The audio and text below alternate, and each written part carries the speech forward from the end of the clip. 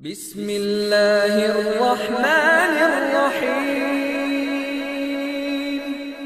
بالعلم بل بالأدب تنال أعلى الرتب فعش حياة العلماء وقرأ صنوف الكتب ودم على تواضع لا تفتخر بالنسب كفاك أن تخرج من دنيا الورى بالحسب بالعلم بل بالأدب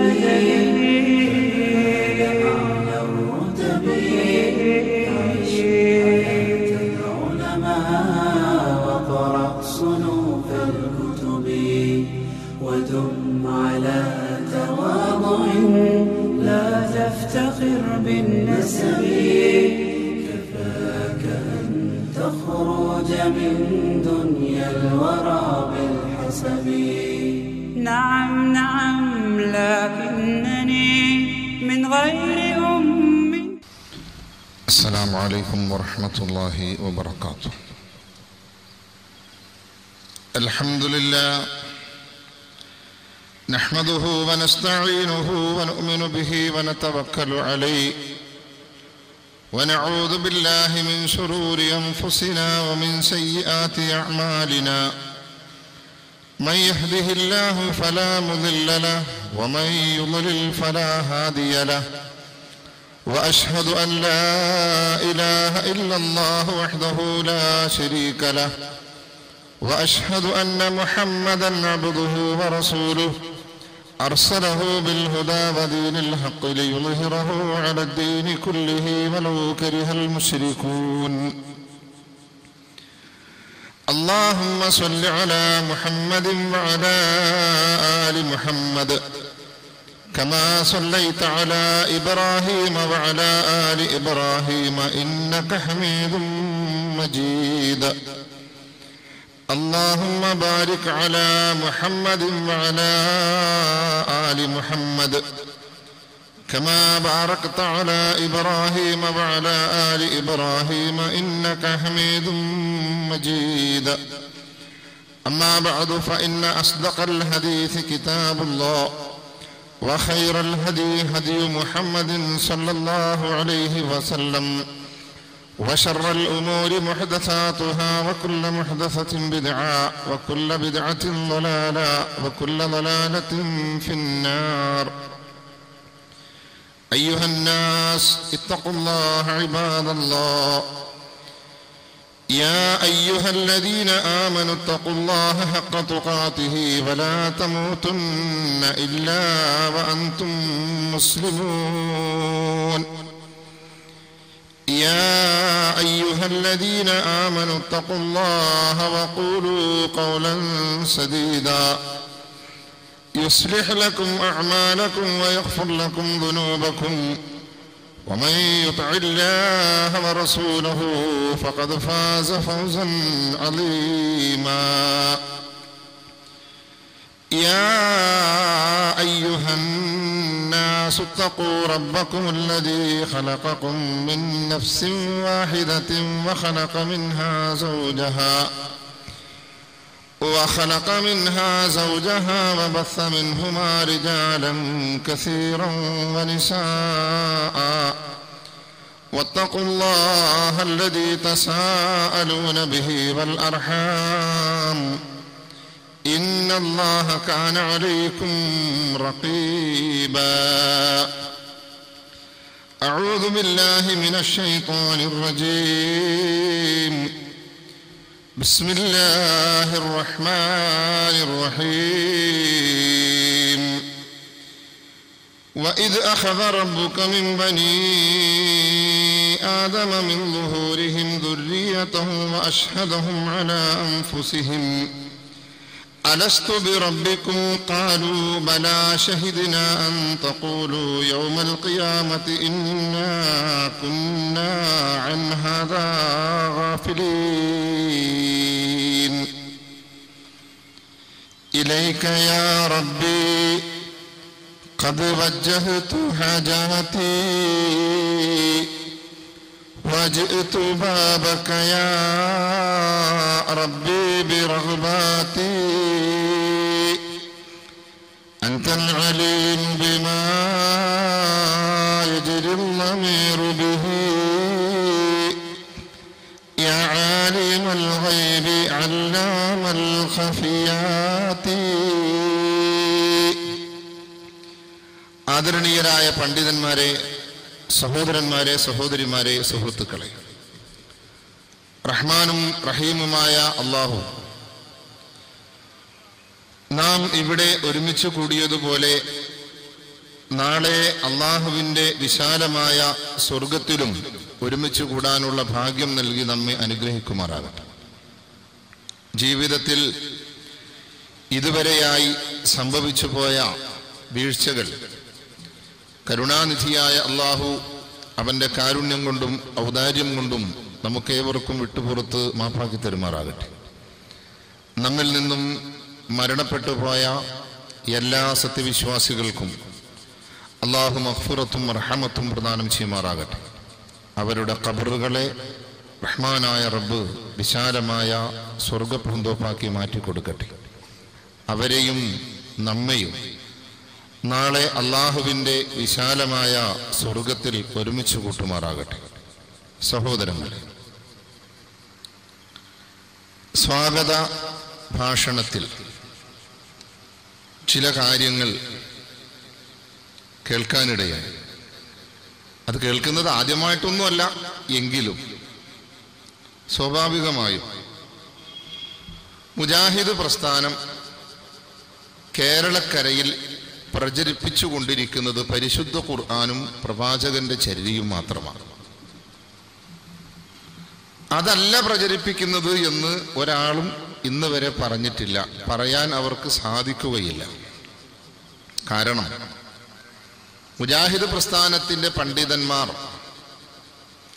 ഒരു മതപ്രബോധനത്തിൻ്റെ ഭാഗമായി എവിടെയെങ്കിലും സംസാരിക്കുന്നുണ്ടെങ്കിൽ ഉദ്ധരിക്കുന്നത് ഖുർആനിക സൂക്തങ്ങളും ഹദീസുകളും ചരിത്രങ്ങളുമായിരിക്കും. മറിച്ച് അവരെ അധിക്ഷേപിക്കുന്ന ആളുകൾ സംസാരിക്കുമ്പോൾ കുറെ ബൈത്തുകളാണ് ഉണ്ടാവുക. അതാണ് പണ്ട് കാലത്ത് ഞങ്ങളൊക്കെ വഅ്ള് പറയുന്നതിൽ നിന്നും ഒരുപാട് പ്രയാസങ്ങൾ സഹിച്ചാലേ ഇപ്പം ഞങ്ങൾക്ക് പ്രസംഗിക്കാൻ പറ്റാറുള്ളൂ. പണ്ട് എന്തെങ്കിലും കാര്യം പറയുമ്പോൾ ഒരു ബൈത്തടിച്ചാൽ മതി. കായംകുളത്തിനടുത്ത് താമരക്കുളം എന്ന് പറയുന്നൊരു സ്ഥലം, അവിടെ എൻ്റെ ഒരു സുഹൃത്ത് വഅ്ള് പറയാൻ പോയി. അദ്ദേഹം ദക്ഷിണ കേരള ജമിയത്തുൽ ഉലമയുടെ സ്ഥാപനത്തിൽ പഠിച്ചിറങ്ങിയതാണ്. അപ്പൊ ഇദ്ദേഹത്തെ ഞാൻ തിരക്കിയപ്പോൾ ഇന്ന സ്ഥലത്ത് വഅ്ളിന് പോയിട്ടുണ്ട് എന്ന് പറഞ്ഞു. ഞാനങ്ങനെ മൂപ്പരെ തേടി അവിടെ ചെന്നപ്പോ മൂപ്പരിങ്ങനെ നല്ല വഅ്ളനാ. വഅ്ള് പറഞ്ഞപ്പോ എന്നെ കണ്ടപ്പോൾ മൂപ്പര് സ്റ്റേജിലേക്ക് കയറാൻ പറഞ്ഞു. ഞാനവിടെ കയറി കട്ടഞ്ചായൊക്കെ കുടിച്ചിരുന്നു. അപ്പൊ സാധാരണ ചെയ്യാറുള്ള ഒരു പ്രയോഗമുണ്ട്, വഅലമു ഉമ്മത്ത മുഹമ്മദ് എന്ന് പറയലും ഖാലല്ലാഹു അസ്സ വജൽ ഖാല റസൂലുള്ളാഹി എന്നൊക്കെ പറയലും പിന്നെ ബൈത്ത് ചൊല്ലിയിട്ട് സദസ്സിനെ കൊണ്ട് 2 വരി ബൈത്ത് ചൊല്ലിക്കാറുണ്ട്. ഇവിടെ ഇല്ലത്, ഈ ഭാഗത്തില്ലത് ഉണ്ട്. ഇതിനെ അറിയോ? കട്ടൻ ചായ കുടിക്കാനാണ്. അപ്പോ അങ്ങനെ ഇദ്ദേഹത്തിന് കട്ടൻ ചായ കുടിക്കണം. അപ്പൊ മൂപ്പര് ബൈത്ത് ചൊല്ലിയെന്താ? മൂപ്പര് വഅ്ളിന് പോയിരിക്കുന്ന സ്ഥലം ഹനഫി മുസല്ലയാണ്, അദ്ദേഹം ഷാഫിയ, നമ്മൾ മുസ്ലിമും. അങ്ങനെയുള്ള വ്യത്യാസമുണ്ട്. അപ്പൊ മൂപ്പര് കട്ടൻ ചായ കുടിക്കാൻ പഴുത്തിയില്ല. എന്താ? സുബ്ഹാന മൽ ഖലഖൽ ഹനാഫ മിൻ നജസി വശാഫിഇയത മിമ്മഇൻ വമിൻ തീനി. അപ്പൊ മൗലായ സ്വല്ലി വസല്ലിം ദായിമൻ അബദ ഖൗമ അത് ചൊല്ലുകയും ചെയ്തു. അപ്പൊ ആ മഹല്ലിലെ ഖത്തീബ് ഖാലി എൻ്റെ അടുത്ത് ചോദിച്ചു, മൂപ്പർക്ക് എന്തേ സുഖല്ലേ? അപ്പൊ ഹനഫി മുസല്ലയിൽ പ്രസംഗിക്കാൻ വന്ന ആള് ഹനഫി ഇമാമിനെതിരെ, ഹനഫി മദ്ഹബിനെതിരെ ഷാഫിക്കാര് കെട്ടിയുണ്ടാക്കിയ ഒരു പാട്ടാണ് കാച്ചിയത്. ഞാനൊരു ഉദാഹരണം പറഞ്ഞു. അപ്പോ മുജാഹിദ് പ്രസ്ഥാനം കാര്യങ്ങൾ പറയുമ്പോൾ പരിശുദ്ധ ഖുർആനിക സൂക്തങ്ങളും ഹദീസുകളും ചരിത്രങ്ങളും മാത്രമേ പറയാറുള്ളൂ. കെട്ടുകഥകളും ഞൊണ്ടിന്യായങ്ങളും ഒന്നും പറയാറില്ല. കാരണം അതിൻ്റെ ആവശ്യമില്ല. പിന്നെ മുജാഹിദ് പ്രസ്ഥാനത്തിൻ്റെ ഒരു പരിപാടി എവിടെയെങ്കിലും നടക്കുമ്പോൾ സ്വാഭാവികമായും ചില ആളുകൾക്ക് വെകിളി പിടിക്കാറുണ്ട്. അതിൻ്റെ ഒരു ഉദാഹരണം പറഞ്ഞാൽ, ഇരുട്ടത്തായിരിക്കും മിക്കവാറും. വെളിച്ചം എന്തായാലും ഇരുട്ടത്താണുള്ള ആവശ്യം വരിക. പാമ്പ്, തേള്, പഴുതാര പോലെയുള്ള സാധനങ്ങളെല്ലാം, ഇവിടെ പഴുതാര തന്നെയല്ലേ പറയാം ആ എഴിഞ്ഞു പോണ സാധനത്തിന്, ഇതൊക്കെ ഇരുട്ടത്തുണ്ടാവും. നമ്മളറിയാതെ ചവിട്ടിയാൽ ഈ സാധനം നമ്മളെ കൊത്തും. അപ്പൊ എന്താ വെച്ചാൽ ടോർച്ചടിക്കും. അതോട് ഇത് പാഞ്ഞളയും. നിങ്ങൾക്ക് മനസ്സിലാകുന്നുണ്ടാകും എന്ന് ഞാൻ പ്രതീക്ഷിക്കുന്നു. അപ്പൊ ടോർച്ചടിക്കാൻ പോകുന്നു മുജാഹിദുകൾ. പണി കിട്ടും. അടിക്കടാ നോട്ടീസ്, എഴുതടാ ഫ്ലക്സ്, വക്കടാ ബോർഡ്.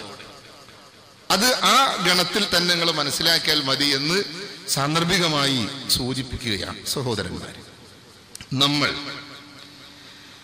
നമ്മുടെ ജീവിതത്തിൽ പല വിഷയങ്ങളിലും പല കരാറുകളിലും ഏർപ്പെടുന്ന ആളുകളാണ്. വിവാഹം ഒരു കരാറാണ്. മീസാഖൻ ഖലീദ്, അള്ളാഹു അതിനെപ്പറ്റി പറഞ്ഞത് സുദൃഢമായ ഒരു കരാർ എന്നാണ്.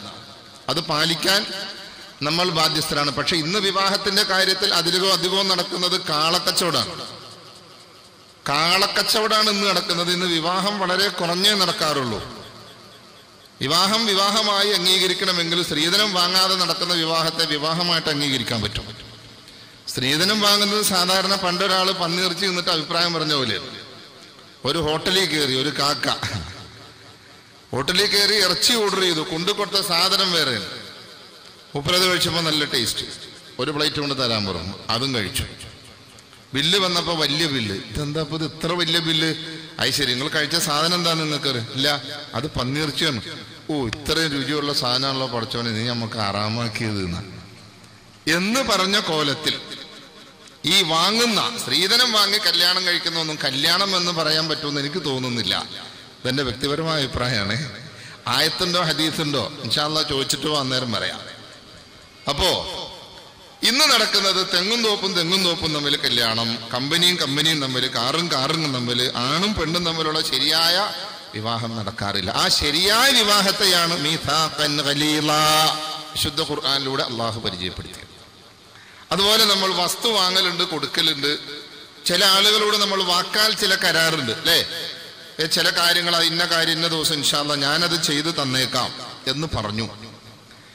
അത് നമുക്ക് പാലിക്കാൻ പറ്റിയില്ല എങ്കിൽ സ്വാഭാവികമായും സാധാരണ പറയാറുണ്ട്, ഞാൻ എങ്ങനെ ആ മനുഷ്യന്റെ മുഖത്ത് നോക്കും, എനിക്ക് വാക്ക് പാലിക്കാൻ പറ്റിയില്ല, ഞാൻ ആ പരിസരത്തേക്ക് ഇല്ലാതെ പറഞ്ഞത് വാക്കോ തെറ്റി, അതങ്ങ് പൂർത്തിയാക്കാതെ എനിക്ക് ആ മനുഷ്യനെ കാണാൻ പറ്റൂല.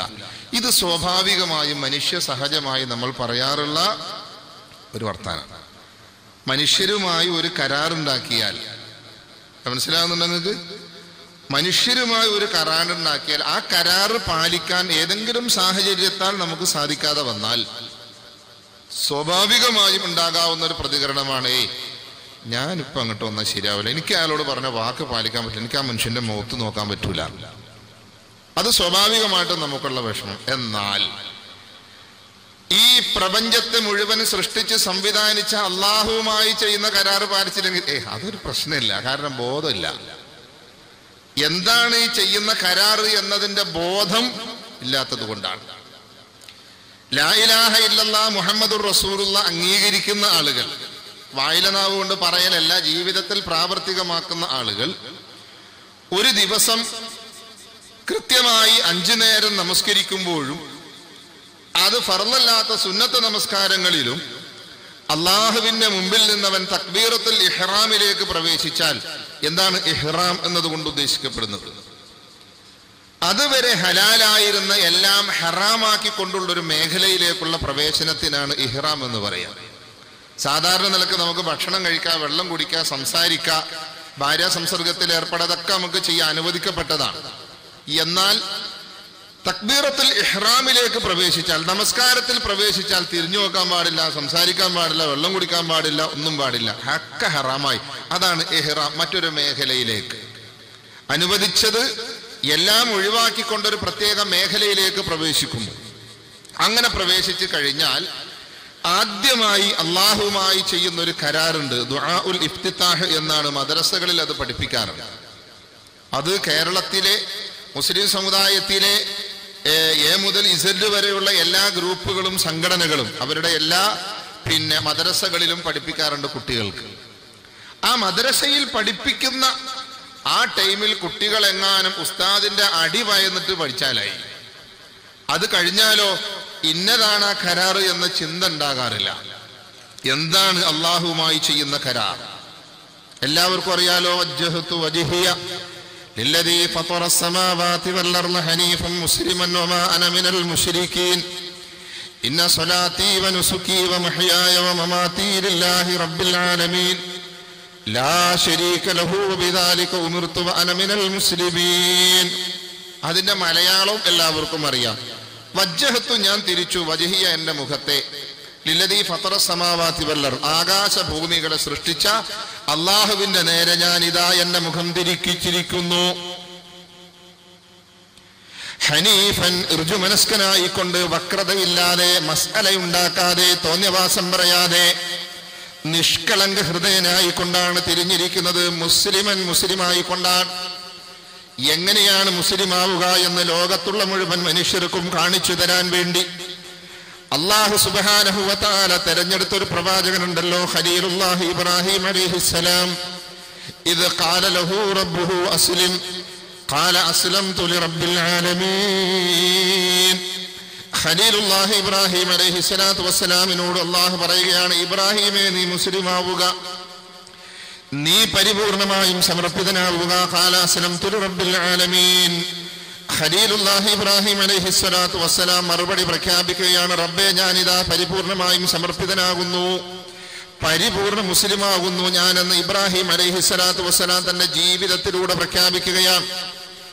അങ്ങനെയുള്ള മുസ്ലിമായിക്കൊണ്ടാണ് പടച്ചവനെ ഞാൻ നിന്റെ മുന്നിൽ നിൽക്കുന്നത്. അതുകൊണ്ട് ഇന്ന സ്വലാത്തി തീർച്ചയായും എന്റെ നമസ്കാരം, വനുസുക്കി എന്റെ ജീവിതത്തിലെ ത്യാഗ പരിശ്രമങ്ങൾ, വമഹ്യായ എന്റെ ജീവിതം മുഴുവനും, വമമാതി എന്റെ മരണവും ലില്ലാഹി റബ്ബിൽ ആലമീൻ സർവ്വലോക രക്ഷിതാവായ അല്ലാഹുവേ നിനക്ക് മാത്രമുള്ളതാണ്.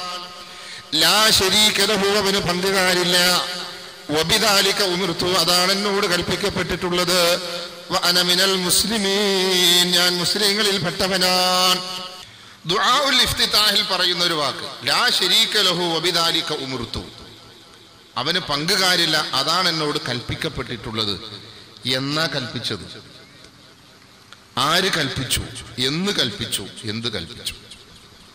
അവിടെ ആയിരിക്കണം നമ്മുടെ വിഷയത്തിന്റെ മർമ്മം.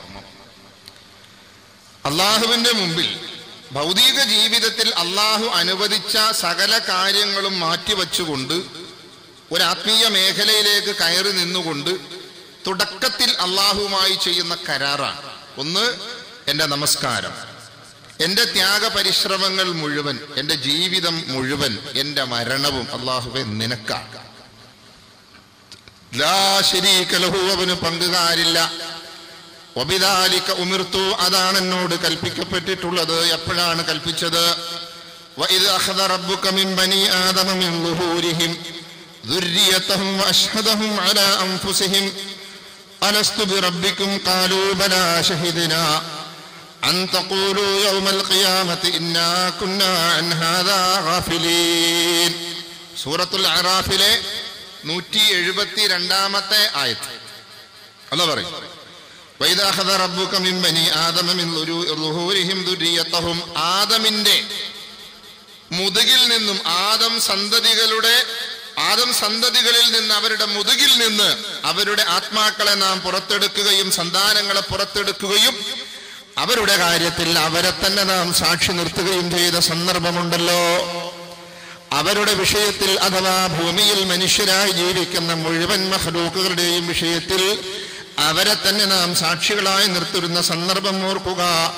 അല്ലാഹു ആ മനുഷ്യരോട് ചോദിച്ചു, അലസ്തു ബിറബ്ബിക്കും ഞാനല്ലയോ നിങ്ങളുടെ റബ്ബ്, ഞാനല്ലയോ നിങ്ങളുടെ റബ്ബ് എന്ന് ചോദിച്ചപ്പോ ഖാലൂ ബലാ ശഹിദ്നാ അതെ ഞങ്ങൾ അതിന് സാക്ഷിയാകുന്നു, നീ മാത്രമാണ് ഞങ്ങളുടെ റബ്ബ് എന്നതിന് ഞങ്ങൾ സാക്ഷിയാകുന്നു. എന്തിനാണിത് പറയിപ്പിച്ചത്?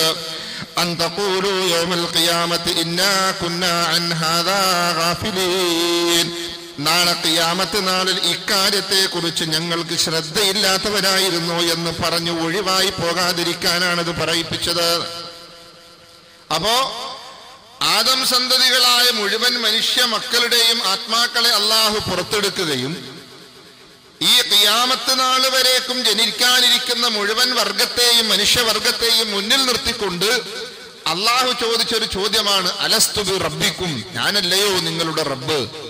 സമ്മതിച്ചു. ഖാലു ബലാ ഷഹീദിന, അതേ ഞങ്ങൾ സമ്മതിക്കുന്നു, ഞങ്ങൾ അതിന് സാക്ഷിയാണ്. അതാണ് വബിദാലിക ഉമിർതു, അതാണ് എന്നോട് കൽപ്പിക്കപ്പെട്ടത് എന്ന് പറയാനുള്ള സംഗതി. അതാണ് കൽപ്പന. അള്ളാഹുവിന് പങ്കുകാരില്ല, അള്ളാഹു ഏകനാണ്. ആരാധനകൾ അവന് മാത്രമേ പാടുള്ളൂ, അവനല്ലാത്തവർക്ക് ആരാധന പാടില്ല. അതാണ് ഞങ്ങളോട് കൽപ്പിക്കപ്പെട്ടിട്ടുള്ളത്. വഅന മിനൽ മുസ്ലിമീൻ, അതുകൊണ്ട് റബ്ബേ ഞാൻ മുസ്ലിങ്ങളിൽ പെട്ടവനാണ്. ഇത് അള്ളാഹുവുമായി നടത്തുന്ന ഒരു കരാറാണ്. ഈ കരാർ ഒരു കാരണവശാലും ലംഘിക്കാൻ പാടില്ല. ലംഘിച്ചാൽ എന്ത് സംഭവിക്കും? പാരത്രിക ലോകത്ത് കഠിനമായ നരകത്തിലെ ശിക്ഷ അനുഭവിക്കേണ്ടി വരും. എന്നാൽ സഹോദരങ്ങളെ, ഈ പ്രാർത്ഥന നിർവഹിക്കുന്ന, ഈ കരാറ് ചെയ്യുന്ന ആളുകൾ അവരുടെ ജീവിതത്തിൽ ഈ കരാറ് പാലിക്കുന്നുണ്ടോ, അതോ അള്ളാഹുവിനെ കളിയാക്കുകയാണോ ചെയ്യുന്നത്? ഒരാത്മപരിശോധന നടത്തുക. നമുക്കറിയാം, ലോകത്ത് വന്ന മുഴുവൻ പ്രവാചകന്മാരും ഈ ലോകത്ത് പറഞ്ഞു തന്നത് ലാ ഇലാഹ ഇല്ലല്ലാഹ് എന്ന ആപ്തവാക്യമാണ്. ആദം അലൈഹിസ്സലാത്തു വസ്സലാം മുതൽ അഷ്റഫുൽ ഖൽഖ് റസൂലുള്ളാഹി സ്വല്ലല്ലാഹു അലൈഹി വസല്ലമ വരെയുള്ള ലക്ഷത്തിൽ പരം വരുന്ന പ്രവാചകന്മാർ ലോകത്തോട് പറഞ്ഞത് ലാ ഇലാഹ ഇല്ലല്ലാഹ് എന്ന മുദ്രാവാക്യമാണ്. അഫ്ളലു മാ ഖുൽതു അന വന്നബിയ്യൂന മിൻ ഖബ്ലി ഖൗലു ലാ ഇലാഹ ഇല്ലല്ലാഹ്. ഞാനും എൻ്റെ മുൻപ് കഴിഞ്ഞു പോയ പ്രവാചകന്മാരും ലോകത്ത് പറഞ്ഞ വാക്കുകളിൽ ഏറ്റവും ശ്രേഷ്ഠമായ വാക്ക് അത് ലാ ഇലാഹ ഇല്ലല്ലാഹ് എന്ന വാക്കാണ്. ഈ ലാ ഇലാഹ ഇല്ലല്ലാഹയുടെ പൊരുൾ ശരിക്കും മനസ്സിലാക്കിയത് ഇസ്ലാമിന്റെ ശത്രുക്കളാണ്. ഇസ്ലാമിന്റെ ശത്രുക്കളാണ് അത് പൊരുൾ മനസ്സിലാക്കിയത്. ഉദാഹരണം പറഞ്ഞു തരാം. ഫിർഔൻ ലഅനത്തുല്ലാഹി അലൈഹി, മൂസാ നബി അലൈഹിസ്സലാം അനുയായികളും ഏതെങ്കിലും ഒരു കെട്ടിടത്തിന്റെ മൂലയിലിരുന്ന് 10 or 100 ലാ ഇലാഹ ഇല്ലല്ലാഹ് പറഞ്ഞാൽ ഫിർഔന് എന്താണ് ഒരു നഷ്ടം വരിക? ഇബ്രാഹിം അലൈഹിസ്സലാത്തു വസ്സലാം ഏതെങ്കിലും ഒരു സ്ഥലത്തിരുന്ന് ഒരു 100 ലാ ഇലാഹ ഇല്ലല്ലാഹ് പറഞ്ഞാൽ നമ്രൂദിന് എന്ത് നഷ്ടമാണ് ഉണ്ടാവുക? റസൂലുള്ളാഹി സ്വല്ലല്ലാഹു അലൈഹി വസല്ലമയും സ്വഹാബത്തും ഹറമിന്റെ ഏതെങ്കിലും ഒരു മൂലയിൽ ഇരുന്നു കൊണ്ട് ഒരു 100 ലാ ഇലാഹ ഇല്ലല്ലാഹ് പറഞ്ഞാൽ അബൂജഹലിനോ ഉത്ബത്തിനോ ഷൈബത്തിനോ വലീദിനോ എന്തെങ്കിലും നഷ്ടമുണ്ടോ? ഒരു നഷ്ടമില്ല. പിന്നെ എന്തേ പ്രശ്നം? ലാ ഇലാഹ ഇല്ലല്ലാഹ് അവർക്ക് മനസ്സിലായി, പക്ഷെ നമ്മുടെ ഖൗമിന് ഇതുവരെ മനസ്സിലായിട്ടില്ല. മുസ്ലിം സമുദായത്തിലെ കുറെ മുസ്ലിംമാർക്ക് ഇപ്പോഴും ലാ ഇലാഹ ഇല്ലല്ലാഹ് മനസ്സിലായിട്ടില്ല. അവർക്ക് ലാ ഇലാഹ ഇല്ലല്ലാഹ് എന്ന് പറഞ്ഞാൽ അതിന് മാത്രമേ അവർ മനസ്സിലാക്കിയിട്ടുള്ളൂ. അള്ളാഹു അവർക്ക് തിരുത്താൻ തൗഫീഖ് നൽകുമാറാകട്ടെ. മൂസാ നബി അലൈഹിസ്സലാത്തു വസ്സലാം അള്ളാഹുവിനോട് പ്രാർത്ഥിച്ചു, പടച്ചവനെ, നിനക്ക് പ്രത്യേകമായി ദിക്റിനും ശുക്റിനുമായി എനിക്ക് എന്തെങ്കിലും നീ പഠിപ്പിച്ചു തരണം. അള്ളാഹ് പറഞ്ഞു, യാ മൂസാ ഖുൽ ലാ ഇലാഹ ഇല്ലല്ലാഹ്, മൂസാ നീ ലാ ഇലാഹ ഇല്ലല്ലാഹ് എന്ന് പറഞ്ഞു. മൂസാ നബി അലൈഹിസ്സലാം പറഞ്ഞു, പടച്ചവനെ, അത് ജനറൽ അല്ലേ, അതൊരു ജനറൽ ദിക്റല്ലേ, എല്ലാവരും ചൊല്ലുന്നതല്ലേ, ഞാൻ നിന്റെ പ്രവാചകനല്ലേ, അതുകൊണ്ട് പ്രവാചകൻ എന്ന നിലക്കൊരു സ്പെഷ്യലാണ് ഞാൻ ആവശ്യപ്പെട്ടത്. അല്ലാഹു സുബ്ഹാനഹു വ തആല മൂസാ അലൈഹിസ്സലാത്തു വസ്സലാമിന് പറഞ്ഞു കൊടുക്കുകയാണ് അതിന്റെ വെയിറ്റ്. അല്ല മൂസ, നീ ഒരു തുലാസ് എടുത്തു വെക്ക് മൂസ, ഈ ലോകത്തുള്ള മുഴുവൻ വസ്തുക്കളും ആ തുലാസിന്റെ ഒരു തട്ടിൽ വെക്ക് മൂസ. ലാ ഇലാഹ ഇല്ലല്ലാഹ് എന്നതാ തുലാസിന്റെ മറുതട്ടിൽ വെക്ക് മൂസ.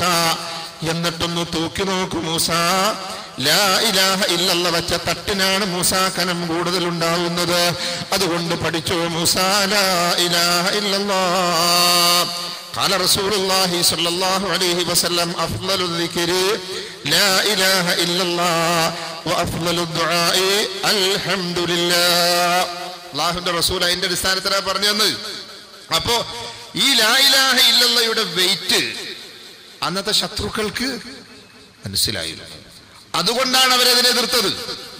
ഈ ലാ ഇലാഹ ഇല്ലല്ലാഹ് അംഗീകരിച്ചാൽ ആ ലാ ഇലാഹ ഇല്ലല്ലാഹ് പറഞ്ഞു തരാൻ വരുന്ന ആളെയും അംഗീകരിക്കേണ്ടി വരും. മുഹമ്മദ് മുസ്തഫ സല്ലല്ലാഹു അലൈഹി വസല്ലമയെ അംഗീകരിക്കേണ്ടി വരും. അങ്ങനെ അംഗീകരിച്ചാൽ ആ ലാ ഇലാഹ ഇല്ലല്ലാഹയുടെ വൃത്തത്തിനകത്ത് തന്നെ നിൽക്കേണ്ടി വരും, പുറത്തു പോകാൻ പറ്റൂല. നിലവിലുള്ള കിരീടവും ചെങ്കോലും നഷ്ടമാവും. നിലവിലുള്ള തങ്ങൾ ഉണ്ടാക്കിയ എല്ലാ നിയമങ്ങളും മാറ്റിവെക്കേണ്ടി വരും. തങ്ങളുടെ ഇംഗീതങ്ങൾ മാറ്റിവെക്കേണ്ടി വരും. പിന്നെ ആ ലാ ഇലാഹ ഇല്ലല്ലയുടെ ഇംഗീതം മാത്രമേ ജീവിതത്തിൽ പ്രാവർത്തികമാക്കാൻ സാധിക്കുകയുള്ളൂ. അതുകൊണ്ട് ഈ ലാ ഇലാഹ ഇല്ലല്ല അപകടമാണ്. അതവർ മനസ്സിലാക്കിയത്. മക്കയിലെ മുശ്രിക്കുകൾ എന്ന് കേരളത്തിലെ മുസ്ലിം സമുദായത്തിലെ എല്ലാ സംഘടനക്കാരും വിളിക്കുന്ന മക്ക മുശ്രിക്കുകൾ എന്ന് പറയുന്ന ആളുകൾ ഒരിക്കലും അല്ല ഇല്ല എന്ന് പറഞ്ഞവരല്ലല്ലോ. അല്ല ഉണ്ട് എന്ന് അവർക്കറിയാം അല്ലേ? അള്ളാഹുവാണ് പ്രപഞ്ചത്തെ സൃഷ്ടിച്ചതെന്നും അള്ളാഹുവാണ് അവരെ സൃഷ്ടിച്ചതെന്നും അള്ളാഹുവാണ് മഴ പെയ്യിക്കുന്നതെന്നും അള്ളാഹുവാണ് ജീവിപ്പിക്കുന്നതെന്നും അള്ളാഹുവാണ് മരിപ്പിക്കുന്നതെന്നും അവർക്കറിയാമായിരുന്നു. വലഇൻ സഅൽതഹും മൻ നസ്സല മിനസ് സമാഇ മാഅൻ ഫഅഹ്യാ ബിഹിൽ അർള ബഅദ മൗതിഹാ ലയഖൂലുന്ന അല്ലാഹ്. വാനലോകത്ത് നിന്ന് മഴ വർഷിപ്പിച്ചുകൊണ്ട് നിർജീവമായി കിടന്ന ഭൂമിയെ ജീവത്താക്കിയതാരെന്ന് ചോദിച്ചാൽ ലയഖൂലുന്ന അല്ലാഹ്, അല്ലാഹുവാണെന്നവർ സമ്മതിച്ചുകൊണ്ട് തന്നെ പറയുന്നതാണ്. അപ്പൊ അവരല്ല ഇല്ല എന്ന് പറഞ്ഞവരല്ല. പിന്നെന്തായിരുന്നു പ്രശ്നം? അവർ അല്ലാഹനെ വിളിച്ച് പ്രാർത്ഥിക്കാത്തവരല്ല. ഫഇദാ റകിബൂ ഫിൽ ഫുൽകി ദഅവുല്ലാഹ മുഖ്ലിസീന ലഹുദ്ദീൻ ഫലമ്മാ നജ്ജാഹും ഇലൽ ബർരി ഇദാ ഹും യുശ്രികൂൻ. കപ്പലിൽ അവർ കയറി കഴിഞ്ഞാൽ കൂറ്റൻ തിരമാലകൾ കപ്പലിനെ മൂടുന്നൊരവസ്ഥ വന്നാൽ, അപകടം മണത്തറിഞ്ഞാൽ ദഅവുല്ലാഹ, അവർ അല്ലാഹുവിനെ വിളിച്ച് പ്രാർത്ഥിക്കുന്നു. എങ്ങനെ? മുഖ്ലിസീന ലഹുദ്ദീൻ, കീഴ്വണക്കം അല്ലാഹുവിനെ മാത്രമാക്കിക്കൊണ്ട് അവനെ മാത്രം വിളിച്ചവർ പ്രാർത്ഥിക്കുന്നതാണ്. ഫലമ്മാ നജ്ജാഹും ഇലൽ ബർരി ഇദാ ഹും യുശ്രികൂൻ. ആ അപകടത്തിൽ നിന്നും രക്ഷപ്പെടുത്തി അവർ കരക്കെടുത്താലോ അവരതാ ശിർക്ക് ചെയ്യുന്നു. അല്ലാഹുവല്ലാത്തവർക്ക് പ്രത്യേകത കൽപ്പിക്കുന്നു. അല്ലാഹുവല്ലാത്തവർക്കൂടെ അവരുടെ ബർക്കത്ത് കൊണ്ടാണെന്ന് അവർ പ്രഖ്യാപിക്കുന്നു, അവരുടെ ഹക്ക് കൊണ്ടാണെന്ന് അവർ പ്രഖ്യാപിക്കുന്നു. അങ്ങനെ അവരത് അല്ലാഹുവിൽ ശിർക്ക് ചെയ്യുകയാണ്, പങ്കുചേർക്കുകയാണ്. ഇത് പരിശുദ്ധ ഖുർആൻ പറഞ്ഞതാണ്. ഇനി ഒരുപക്ഷെ അത് മുജാഹിദുകൾ ഉണ്ടാക്കിയ ആയത്താണെന്ന് പറയാതിരുന്നാൽ മതി. അത് മാത്രമേ നമുക്ക് അഭ്യർത്ഥിക്കാനുള്ളൂ. കാരണം മൗലൂദ് കിതാബ് വല്ലപ്പുഴയിൽ പിന്നെ ഒരു വാദപ്രതിവാദത്തിന്റെ എല്ലാ വട്ടങ്ങളും ഒരുക്കി കൂട്ടിയ കഥയൊക്കെ ഇവിടെ എല്ലാവർക്കും അറിയാം. നാട്ടിലത് പാട്ടാണ് അല്ലേ? എല്ലാം നിഷേധിക്കുമ്പോൾ അത് നിങ്ങൾ കടത്തി കൂട്ടിയതാ. എന്താ പോയി കടത്തിക്കൂട്ടുക? കടത്താതെ കൂട്ടാൻ പറ്റൂലേ? അപ്പൊ അങ്ങനെ പറയരുത് എന്ന് സാന്ദർഭികമായി ഓർമ്മപ്പെടുത്തുന്നു. റസൂലുള്ളാഹി സ്വല്ലല്ലാഹു അലൈഹി വസല്ലമ ലാ ഇലാഹ ഇല്ലല്ലാഹ് പറയുന്ന സന്ദർഭത്തിൽ, ലാ ഇലാഹ ഇല്ലല്ലാഹ് പഠിപ്പിക്കുന്ന സന്ദർഭത്തിൽ മക്കയിലുള്ള ആളുകൾ ദൈവനിഷേധികളായിരുന്നില്ല. മറിച്ചോ അവർ അള്ളാഹുവിനെ വിളിച്ച് പ്രാർത്ഥിക്കുന്നതോടൊപ്പം മരിച്ചുപോയ മഹാന്മാരായ ഖലീലുല്ലാഹി ഇബ്രാഹിം അലൈഹിസ്സലാം, ഇസ്മാഈൽ അലൈഹിസ്സലാത്തു വസ്സലാം പോലെയുള്ള മഹാന്മാരായ ആളുകളെ വിളിച്ച് പ്രാർത്ഥിക്കുന്നവരായിരുന്നു. അതുകൊണ്ടാണ് റസൂലുള്ളാഹി സ്വല്ലല്ലാഹു അലൈഹി വസല്ലം പാടില്ല എന്ന് പറഞ്ഞു. അബൂജഹലിന്റെയും ഉത്ബത്തിന്റെയും ഷൈബത്തിന്റെ എല്ലാം വാദം എന്തായിരുന്നു? ഞങ്ങൾ ഇബ്രാഹിമി മില്ലത്തിൽപ്പെട്ടവരാണ് എന്നാണ് അവർ വാദിച്ചത്. റസൂലുള്ളാഹി സ്വല്ലല്ലാഹു അലൈഹി വസല്ലം പറഞ്ഞു, അന ദഅവതു അബി ഇബ്രാഹിം, ഞാൻ എന്റെ പ്രവാചക പിതാവായ ഇബ്രാഹിമിന്റെ പ്രാർത്ഥനക്കുള്ള ഉത്തരമാണ്. നിങ്ങളെക്കാൾ ഇബ്രാഹിം നബിയോട് അടുത്ത് നിൽക്കുന്നത് ഞാനാണ്. അതുകൊണ്ട് ഇബ്രാഹിം നബിയെ അല്ല വിളിച്ചു പ്രാർത്ഥിക്കേണ്ടത്. ഇബ്രാഹിം അലൈഹിസ്സലാത്തു വസ്സലാം വിളിച്ചു പ്രാർത്ഥിച്ച അള്ളാഹുവിനോട് മാത്രമേ പ്രാർത്ഥന പാടുള്ളൂ. റസൂലുള്ളാഹി സ്വല്ലല്ലാഹു അലൈഹി വസല്ലം അത് പറഞ്ഞപ്പോഴാണ് തെറ്റിയത്. വേറെ വിഷയത്തിലൊന്നും അവർക്കിടയിൽ വല്ല തർക്കം ഉണ്ടായിരുന്നോ? ഉഖാദ് ചന്തയിൽ കച്ചവടത്തിന് പോകാറുണ്ട്. മുശ്രിക്കുകളുടെ കയ്യിൽ നിന്ന് ചരക്ക് ഇങ്ങോട്ട് വാങ്ങാറുണ്ട്, മുശ്രിക്കുകൾ റസൂലുള്ളാഹിയുടെ കയ്യിൽ നിന്ന് ചരക്ക് അങ്ങോട്ട് വാങ്ങാറുണ്ട് അല്ലേ? ജൂതന്മാരുമായി കച്ചവടം നടത്തിയിട്ടുണ്ട്, മുശ്രിക്കുകളുമായി കച്ചവടം നടത്തിയിട്ടുണ്ട്, വായ്പ വാങ്ങിച്ചിട്ടുണ്ട്, കൊടുത്തിട്ടുണ്ട്, അമാനത്ത് സൂക്ഷിക്കാൻ ഏൽപ്പിച്ചിട്ടുണ്ട്, കൃത്യമായി തിരിച്ചു കൊടുത്തിട്ടുണ്ട്. അതിലൊന്നും ഒരു പ്രശ്നമല്ല. പിന്നെ എന്തിനാ പ്രശ്നം? അള്ളാനെ മാത്രമേ വിളിച്ച് പ്രാർത്ഥിക്കാൻ പാടുള്ളൂ. അത് ശരിയാവൂല. കേരളത്തിന്റെ അവസ്ഥ എടുത്തു നോക്കിക്കോ. നമസ്കാരത്തെ സംബന്ധിച്ചൊരു പ്രസംഗം നടത്തുന്നു. എല്ലാവരും പറയും കേൾക്കണം, നമ്മൾ പഠിക്കേണ്ട വിഷയമാണ്, ആർക്കൊരു പ്രശ്നമില്ല, കാര്യമായ പ്രശ്നമൊന്നുമില്ല. റമളാൻ ശഅബാൻ മാസം ഇങ്ങോട്ട് വന്നാൽ അഹ്ലൻ റമളാൻ ക്യാമ്പയിനാണ്, എല്ലാവരും നടത്തും, ആർക്കും ഒരു പ്രശ്നമില്ല. റമളാൻ അത് നമ്മൾ പഠിക്കേണ്ടതാണ്. ശരി, ഹജ്ജ് റമളാൻ അങ്ങോട്ട് കഴിഞ്ഞാൽ ശവ്വാൽ ഏതാണ്ട് 10 തുടങ്ങിയിട്ട് ഹജ്ജ് ക്ലാസ്സുകളുടെ പെരുമഴയാണ്. അതിങ്ങനെ പേടിപ്പിക്കലാണ്, കാശ് മേടിക്കും. അതുപോട്ടെ, അതിനും ആർക്കും തർക്കമില്ല. എന്നാൽ അപ്പോ അതുപോലെ തന്നെ ജക്കാത്തിനെ സംബന്ധിച്ചൊരു ക്ലാസ് എടുക്കുകയാണെങ്കിലും ജക്കാത്ത് നമ്മൾ ശരിക്കും പഠിക്കേണ്ടതാണ്, എല്ലാം പഠിക്കേണ്ടതാണ്, സമ്മതിക്കും. എന്നാൽ ഇത് 2 നമസ്കാരം, 3 സക്കാത്ത്, 4 നോമ്പ്, 5 ഹജ്ജ്, 1 അത് ഉണ്ടണ്ട. അങ്ങനെ ശരിയാവുക? 1 കഴിഞ്ഞിട്ടല്ലേ കൂട്ടരെ 2. 1 പറയുമ്പോൾ പ്രശ്നമാണ്. 1 ഒഴികെ വേറെ ഏതും സമ്മതിക്കാം, അംഗീകരിക്കാൻ പ്രശ്നമല്ല. പക്ഷെ 1 കഴിഞ്ഞിട്ടാണ് 2. 1 അംഗീകരിക്കാത്തവന് 2, 3, 4, 5 ഇല്ല. അല്ലാഹുവല്ലാത്തവരെ വിളിച്ചു പ്രാർത്ഥിക്കുന്നവൻ എന്ത് നമസ്കാരം? അല്ലാഹുവല്ലാത്തവരെ വിളിച്ചു പ്രാർത്ഥിക്കുന്നവന് എന്ത് നോമ്പ്? അല്ലാഹുവല്ലാത്തവരെ വിളിച്ചു പ്രാർത്ഥിക്കുന്നവന് എന്ത് ഹജ്ജ്? ഞങ്ങൾ അല്ലാഹു ഒരുവനാണെന്ന് വിശ്വസിക്കുന്നു. ഇവിടുത്തെ ഹിന്ദുക്കൾ വിശ്വസിക്കുന്നില്ല അങ്ങനെ.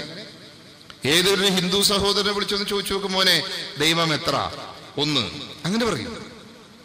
ബുദ്ധിയുള്ള ഒരു ക്രിസ്ത്യാനിനെ വിളിച്ചു ചോദിക്ക്, ദൈവം എത്ര? 1. തലക്ക് വെളിവുള്ള ഒരു മുസൽമാനെ വിളിച്ചു ചോദിക്ക്, ദൈവം എത്ര? 1.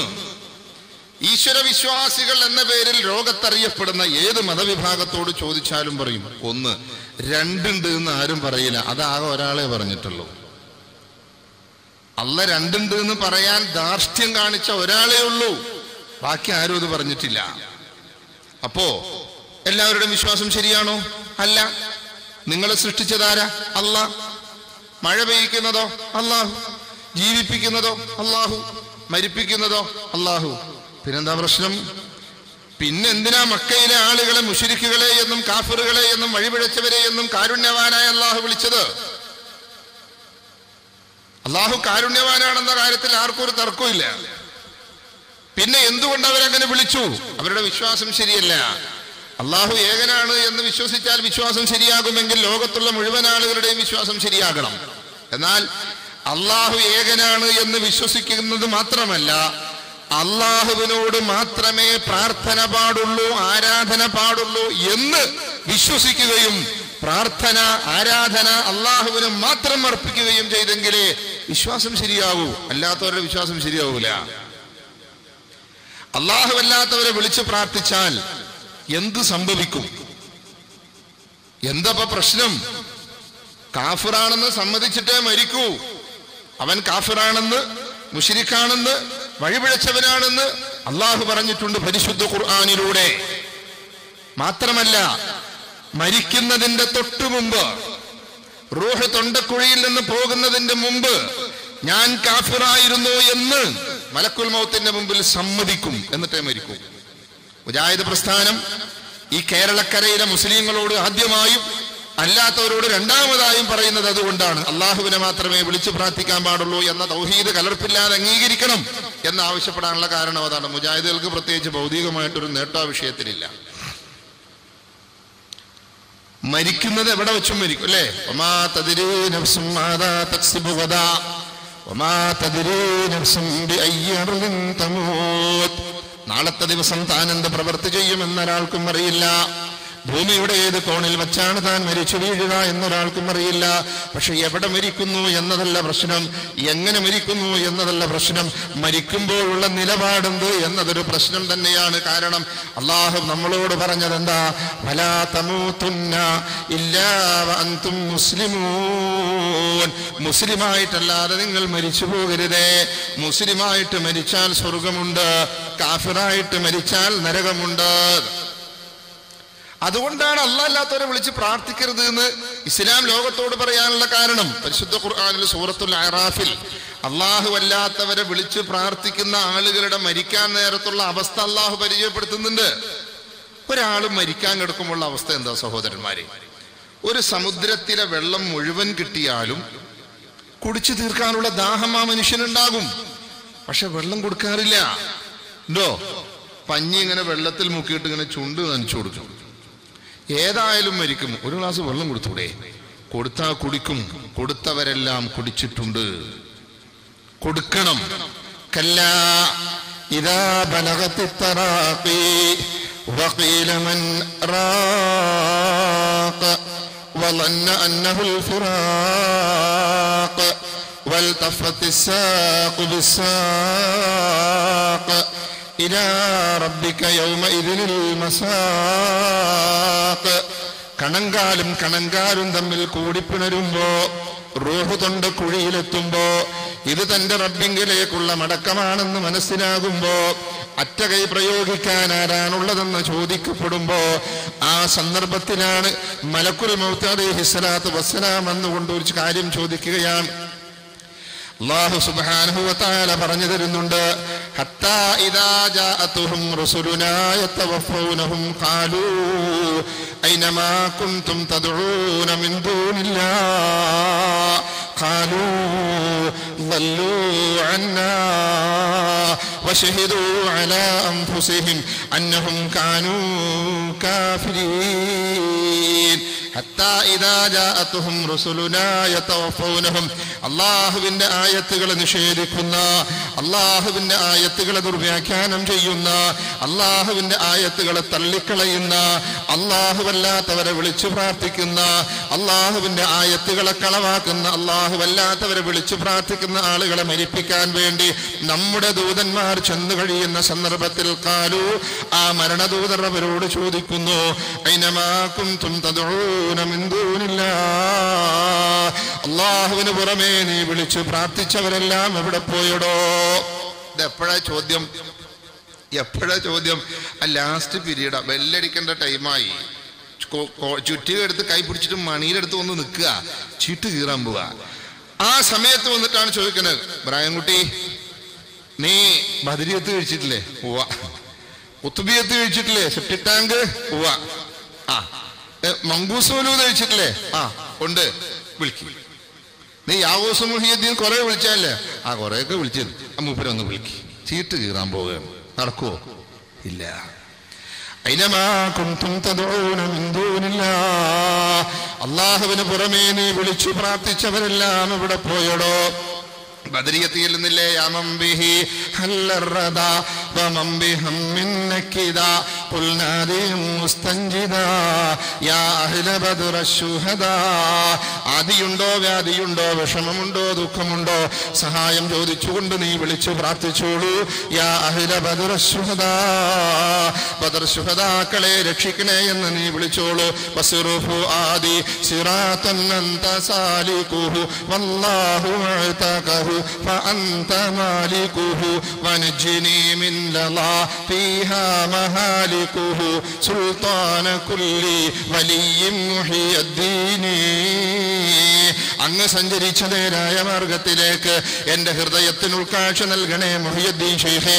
ആ മാർഗം അങ്ങേക്ക് തന്നതാണല്ലോ, അള്ളാഹു തന്നതാണെങ്കിലും അതിന്റെ ഉടമസ്ഥൻ അങ്ങ് തന്നെയാണല്ലോ. അതുകൊണ്ട് കത്തിയാളുന്ന നരകമാകുന്ന എല്ലാ അദാബുകളുടെയും കേന്ദ്രമാകുന്ന ലള എന്ന നരകത്തിൽ നിന്നും എന്നെ രക്ഷിക്കണേ മുഹിയുദ്ദീൻ ശൈഖേ.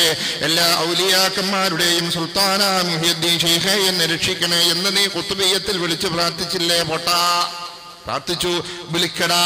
ഐനമാ കുൻതും തദ്ഊന മിൻ ദൂനില്ലാഹ്, അല്ലാഹുവിന് പുറമേ നീ വിളിച്ചു പ്രാർത്ഥിച്ചവരെല്ലാം എവിടെ പോയടോ? അല്ലാഹു പറയുന്ന മനുഷ്യന്റെ മറുപടി അല്ലാഹു പരിചയപ്പെടുത്തുന്നു. ഖാലു, മരിക്കാൻ കിടക്കുന്ന മനുഷ്യൻ പറയുകയാണ്, ളല്ലൂ അന്നാ, ളല്ലൂ അന്നാ, അവരെല്ലാവരും ഞങ്ങളെ വിട്ടുപോയി കഴിഞ്ഞു. അല്ലാഹു വിളിച്ചു പറയുന്നു, വശഹിദൂ അലാ അൻഫുസിഹിം, സ്വന്തത്തിനെതിരെ അവനതാ സാക്ഷ്യം വഹിക്കുകയാണ്. എന്താണ് അവന്റെ സാക്ഷ്യമെന്നല്ലേ? അന്നഹും കാനൂ കാഫിരീൻ, അന്നഹും കാനൂ കാഫിരീൻ, ഞങ്ങൾ കാഫിറുകളായിരുന്നു എന്ന് മലക്കുൽ മൗത്തിന്റെ മുമ്പിൽ സമ്മതിക്കുമെന്ന് പറഞ്ഞത് ഈ ലോകത്തിന്റെ ഉടമസ്ഥനായ, ഈ പ്രപഞ്ചത്തിന് സൃഷ്ടിച്ചവനായ, ഈ പ്രപഞ്ച പരിപാലകനായ സാക്ഷാൽ അല്ലാഹു സുബ്ഹാനഹു വ തആല സൂറത്തുൽ അറാഫിലൂടെ പറഞ്ഞു തന്നിട്ടുണ്ട്. അതന്നെ പ്രശ്നം. കാഫിറായിട്ട് മരിച്ചാലോ? കാഫിറായിട്ട് മരിച്ചാൽ എന്താ സംഭവിക്കുക? നരകം, കത്തിയാളുന്ന നരകം. അള്ളാഹു കാത്തുരക്ഷിക്കുമാറാകട്ടെ. ഈ സമുദായത്തിന് ഒരു ദുരവസ്ഥ ഉണ്ടാകാൻ പാടില്ല. അത് മാത്രമേ മുജാഹിദുകൾക്ക് ആഗ്രഹമുള്ളൂ, വേറൊരു ആഗ്രഹമില്ല. നിങ്ങൾ ശ്രദ്ധിച്ചിട്ടുണ്ടോ? ഈ ശബ്ദം കേൾക്കുന്ന പ്രത്യേകിച്ച് എൻ്റെ നാട്ടുകാരായ സഹോദരങ്ങൾ ശ്രദ്ധിച്ചിട്ടുണ്ടോ എന്ന് എനിക്കറിയില്ല. മുജാഹിദ് പ്രസ്ഥാനം വെക്കുന്ന ഒരു പരിപാടിയിലും ബക്കറ്റ് പിരിവില്ല, ലേലോ ഇല്ല, മന്ത്രിച്ചൂതലും ഇല്ല. ഉണ്ടോ? മുട്ട മന്ത്രിച്ച് പൈസ എപ്പോഴെങ്കിലും മുജാഹിദ് പ്രസ്ഥാനം, അങ്ങനെ മുജാഹിദ് പ്രസ്ഥാനം മേടിച്ചിട്ടുണ്ടെങ്കിൽ നിങ്ങൾ നമ്മൾ വിളിച്ചു പറഞ്ഞോ, നമ്മൾ ചോദിച്ചോളാം. ഉണ്ടോ? ഇല്ല. പണ്ട് തിരുവനന്തപുരം നിയമ മുസ്ലിം ജമാഅത്തിൽ ഇമാമായിട്ടിരിക്കുന്ന ടൈമിൽ തിരുവനന്തപുരം ജില്ലയിലെ പാച്ചല്ലൂർ എന്ന് പേരുള്ള ഒരു സ്ഥലത്തിന് പള്ളി പൊളിച്ചു പണിയണം. അതിന് വയലിന് വന്നോന്ന് പറഞ്ഞു. വയലിന് വരാം, എന്താ സംഗതി? പള്ളി പൊളിച്ചു പണിയണം. ആ ശരി, ഇൻഷാ അല്ലാഹ് വരാം.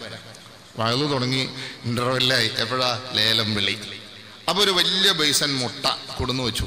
ഞാൻ ചോദിച്ചു, എന്താ പരിപാടി? ഇത് ഉസ്താദൊന്നും മന്ത്രിച്ചിട്ട് ഓരോരുത്തർ പറഞ്ഞു, എനിക്ക് പറ്റൂല, എന്നെ അതിന് കിട്ടൂല. നിങ്ങൾക്ക് ആവശ്യം പൈസയാണ്. നിങ്ങൾക്ക് കമ്പി വേണം, സിമെന്റ് വേണം, മെറ്റൽ വേണം, ഇഷ്ടിക വേണം, നിങ്ങളുടെ വർക്കിംഗ് ചാർജ് വേണം, അത്രയല്ലേ വേണ്ടൂ? ഇൻഷാ അല്ലാഹ് ഞാനത് വാങ്ങിച്ചുതരാം. മുട്ട അവിടെ വച്ച് വയലു തുടരുന്നു, വാർത്തകൾ തുടരുന്നു എന്ന് പറഞ്ഞ പോലെ വയലു തുടരുന്നു. അങ്ങനെ കുറച്ചു പേരും കൂടി പറഞ്ഞിട്ട് മനസ്സു നൊന്ന് പടച്ചവനോട് കാര്യം പറയും. പടച്ചവന് പള്ളി വളരെ ജീർണിച്ച് കിടക്കണം, ഇതൊന്ന് പൊളിച്ചു പണിയാനുള്ള ഒരു അവസരത്തിന് വേണ്ടിയിട്ട് ഞങ്ങൾ പ്രാർത്ഥിക്കുകയാണ്, സഹായിക്കണേ അല്ല, ഈ ജനങ്ങൾക്ക് നിന്റെ മാർഗത്തിൽ ചെലവ് ചെയ്യാൻ അവസരം കൊടുക്കണേ അല്ല എന്നൊക്കെ പ്രാർത്ഥിച്ചിട്ട് പ്രാർത്ഥന തീർത്തിട്ട് ഈ മുട്ട നിങ്ങൾ ഓരോരുത്തർ കൊണ്ടുപോയിക്കോ, ഏതായാലും നിങ്ങൾക്ക് തരാൻ വേണ്ടി കൊടുന്ന നിങ്ങൾക്ക് കഴിയുന്ന ഒരു സംഖ്യ ഇപ്പൊ പറയാമെങ്കിൽ ഇപ്പൊ പറയാ, അല്ലെങ്കിൽ നാളെ ഇങ്ങോട്ട് പറഞ്ഞാൽ അത് എഴുതി തന്നാൽ മതി എന്ന് പറഞ്ഞ മുട്ട കൊടുത്തു. അൽഹംദുലില്ലാ, വലിപ്പം പറയല്ല, അള്ളാഹുവിന്റെ ഭവനത്തിന് അള്ളാഹു തന്നതാണ്. 3 ദിവസത്തെ വഴലുകൊണ്ട് ആ പള്ളിയുടെ വർക്ക് ചെയ്യാനുള്ള പിന്നെ മെറ്റലും സിമെന്റും ഇഷ്ടികയും സാധനങ്ങളൊക്കെ അൽഹംദുലില്ലാ അവിടെ കിട്ടി. മന്ത്രിച്ചാലോ? അതൊരു ജാതി ചതിയാണ്. പണ്ട് ഒരാൾ പ്രസംഗിക്കാൻ ഞാൻ റെയിൽവേ സ്റ്റേഷനിൽ ഇരുന്നപ്പോൾ ഒരു സ്ത്രീ വന്ന് ഒരു കുട്ടിയെ കാണിച്ചിട്ട് പറഞ്ഞു, ഉസ്താദേ ഇത് ഉസ്താദിന്റെ കുട്ടിയാണ്. അപ്പൊ മൂപ്പര് സ്വയം പറയാ, ഞാൻ ഞെട്ടിപ്പോയി. മൂപ്പരിപ്പോ ഞെട്ടിക്കൊണ്ടിരിക്കുന്നു. അപ്പോ എന്താ സംഗതി? ഉസ്താദ് ഒരിക്കൽ വയല് പറഞ്ഞപ്പോ ഒരു നെയ്യ് മന്ത്രി ചൂതി തന്നു, അത് കഴിച്ചപ്പോണ്ടായ കുട്ടിയാണ്. അപ്പൊ നെയ്യിലായിരുന്നോ? നമ്മൾ ചോദിക്കണില്ല, അതിലുണ്ടായ കുട്ടിയാണ് ഇപ്പൊ ഇത് എന്ന് പറഞ്ഞു. അത് ചതിയാണ്. മുജാഹിദ് പ്രസ്ഥാനത്തിന്റെ ഒരു പരിപാടി അത് ചതിപ്രയോഗമില്ല. തൗബ പൈസ ഇല്ല, മുസാഫത്ത് പൈസ ഇല്ല, ഇതൊന്നുമില്ല. അപ്പൊ ഞാൻ പറഞ്ഞു വന്നത്, അല്ലാഹുവല്ലാത്തവരെ വിളിച്ചു പ്രാർത്ഥിക്കുന്നവൻ മരിക്കാൻ നേരത്ത് കാഫിറാണെന്ന് സമ്മതിക്കും. ഇനി ഒരു മനുഷ്യൻ മരിച്ചാലോ, മലക്കുൽ മൗത്ത് അലൈഹിസ്സലാത്തു വസ്സലാം അവന്റെ റൂഹിനെ പിടിച്ചാലോ, മലക്കുകൾ 1-ാം ആകാശത്തേക്ക് കൊണ്ടുപോകും. മുഅ്മിനായ ഒരു മനുഷ്യനാണ് മരിച്ചതെങ്കിൽ 1-ാം ആകാശത്തിന്റെ കവാടങ്ങൾ മലർക്കെ തുറക്കുന്നതാണ് റസൂലുള്ളാഹി സ്വല്ലല്ലാഹു അലൈഹി വസല്ലം പഠിപ്പിക്കുന്നു. മറിച്ച് അല്ലാഹു അല്ലാത്തവരെ വിളിച്ച് പ്രാർത്ഥിക്കുന്ന ഒരു മനുഷ്യനാണ് മരിച്ചതെങ്കിലോ, ആ റൂഹുമായി 1-ാം ആകാശത്തേക്ക് പറന്നു ചെല്ലുമ്പോ ലാ തുഫത്തഹു ലഹും അബ്വാബുസ് സമാ വലാ യദ്ഖുലൂനൽ ജന്ന ഹത്താ യലിജൽ ജമലു ഫീ സമ്മിൽ ഖിയാത്ത്. ലാ തുഫത്തഹു ലഹും അബ്വാബുസ് സമാ, ആകാശ കവാടങ്ങൾ അവർക്ക് വേണ്ടി തുറക്കപ്പെടുകയില്ല. വലാ യദ്ഖുലൂനൽ ജന്ന, സ്വർഗ്ഗത്തിൽ അവർ പ്രവേശിക്കുകയില്ല. ഏതുവരെ? ഹത്താ യലിജൽ ജമലു ഫീ സമ്മിൽ ഖിയാത്ത്, ഒട്ടകം സൂചിക്കുഴയിലൂടെ കടക്കുന്ന സമയം വരെ അവർക്ക് സ്വർഗ്ഗത്തിൽ പ്രവേശനം ഇല്ല. ഒട്ടകം സൂചിക്കുഴയിലൂടെ കടക്കാറില്ല, ഒട്ടകം സൂചിക്കുഴയിലൂടെ കടക്കുകയില്ല. അതുകൊണ്ട് തന്നെ ഇന്നഹു മൻ യുശ്രിക് ബില്ലാഹി ഫഖദ് ഹറമല്ലാഹു അലൈഹിൽ ജന്ന, ആരാണോ അല്ലാഹു അല്ലാത്തവരെ വിളിച്ചു പ്രാർത്ഥിക്കുന്നത്, ശിർക്ക് ചെയ്യുന്നത്, അവന് സ്വർഗം അല്ലാഹു നിഷിദ്ധമാക്കിയിരിക്കുന്നു. അപകടമാണ്, അപകടമാണ്. മുസ്ലിംമാർ ഒരുപാട് ആയത്ത് കൊണ്ടുവരും, അത് ഓരോ കൊല്ലം ഓരോ ആയത്താണ്. ആദ്യം ഓതിയ ആയത്ത് വന്നിട്ട് സലഫി പണ്ഡിതന്മാർ അതിങ്ങനെ പോസ്റ്റോട്ടം നടത്തി കാണിച്ചു കൊടുത്തു, മോനെ ഇതിലൊന്നുമില്ല. അപ്പൊ അത് കളഞ്ഞ് പിന്നെ അടുത്തത് പിടിച്ച് വസൽമൻ അർസൽനാന്നുമ്മേന്ന് കാന്തപുരം തുടങ്ങി ഇന്നമാ വലിയക്കുമുള്ളയിലേക്ക് മാളിയേക്കൽ കയറി. ഇപ്പോ പിന്നെ ഉജീബന്നഹു എന്ന് പറഞ്ഞിട്ടില്ലേ എന്ന് ഷിയാക്കളുടെ സൈറ്റിൽ അവർ കൊടുത്ത സലഫികളെ കളിയാക്കാൻ വേണ്ടിയിട്ട്. ഷിയാക്കള് അവരുടെ സൈറ്റിൽ സലഫികളെ പരിഹസിക്കാനും സലഫികളെ പിന്നെ ബുദ്ധിമുട്ടിക്കാനും വേണ്ടി അവരുടെ സൈറ്റിൽ കൊടുത്തതാണ് ഈസാ അലൈഹി സ്വലാത്തു വസ്സലാം വന്നിങ്ങനെ സലാം പറയുമ്പോ ഞാൻ സലാം അടക്കും എന്ന് പറഞ്ഞാൽ മതി. അപ്പൊ ആ ബന്ധം നിങ്ങൾക്ക് മനസ്സിലായില്ലേ? ഷിയാക്കളുടെ സൈറ്റിൽ കൊടുത്തത് അങ്ങനെ തന്നെ എടുത്തിട്ട് ആലുവ കുന്നത്തേരിയിൽ വന്നിട്ട് മടക്കി കൈ കൊടുത്തു, മോനെ വണ്ടി വിട് എന്ന് പറഞ്ഞു. ഇപ്പൊ അതിങ്ങനെ പറഞ്ഞു കിടക്കല. ഞാൻ പറഞ്ഞു വന്നത്, എത്ര ആയത്ത് മുസ്ലിംമാർ കൊണ്ടുവന്നാലും അതൊന്നും അല്ലാഹുവല്ലാത്തവരെ വിളിച്ച് പ്രാർത്ഥിക്കുന്ന തെളിവല്ല. അല്ലാഹുവല്ലാത്തവരെ വിളിച്ച് പ്രാർത്ഥിക്കാൻ തെളിവില്ല എന്ന് പറഞ്ഞത് അല്ലാഹുവാണ്.